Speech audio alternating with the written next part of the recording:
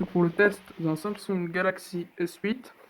Donc on commence tout de suite par le physique. Donc il a un écran Super AMOLED de 5,8 pouces. Sa définition est de 2960 x 1440 pixels. En dessous on trouve la prise jack.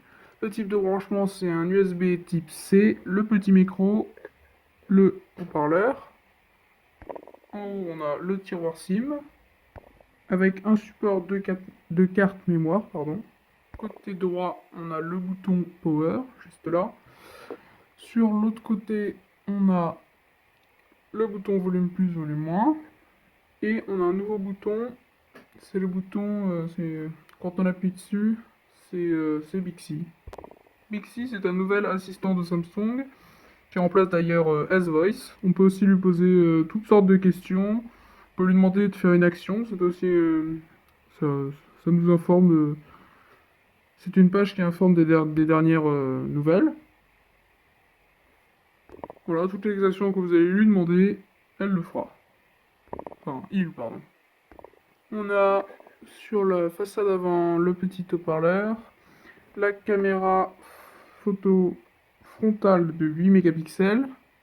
À l'arrière, on retrouve le flash, le capteur cardiaque, l'appareil photo principal de 12 mégapixels et le petit capteur d'empreinte digitale qui est mal placé. Quand on tient le téléphone, il est trop haut. J'aurais dû le mettre un peu plus bas.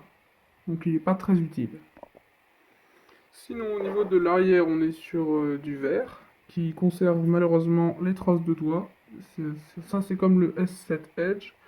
Ils n'ont pas encore amélioré ça, malheureusement. Mais bon, on fait avec. Hein. Ça reste quand même un très bon smartphone. Ce S8 est doté d'un processeur Samsung Exynos 8895 avec un système d'Android 7.0. Il a 8 cœurs, 2,3 GHz. Il a 4 Go de RAM et 64 Go de ROM. Voilà. Il résiste aussi à l'eau, IP68. Voilà, il résiste à l'eau. J'ai juste oublié de préciser au niveau du tiroir SIM. Alors, il n'est pas double SIM. Hein. Voilà. Il a le Bluetooth 5.0. Il a le Bluetooth 5.0. Au niveau de la batterie, donc on est sur du 3000 mAh. Elle n'est pas amovible, on ne peut pas l'enlever. Attendez. Oui, si vous faites des jeux ou si vous l'utilisez pour la voiture, il tient pas plus de 4 heures, de mon expérience. Mais ça charge à induction, tout comme le faisait le S7. Voilà. Comme je l'ai dit tout à l'heure, il résiste à l'eau IP68. Il résiste aussi à la poussière, au sable. Voilà. Il a un très beau design. Il a un écran légèrement incurvé sur les côtés. Et les bords sont quasiment inexistants. Alors, au niveau des dimensions, on est sur du 6,81 cm de largeur, 14,89 cm de hauteur et une épaisseur de 8 mm. Et il pèse 150 grammes. Voilà. Donc, niveau prise en main, il est pas lourd. C'est acceptable, ça va. Il est limite léger, puis en plus, moi j'ai un dégrossement, il est parfait pour le contrôler à une main. C'est nickel.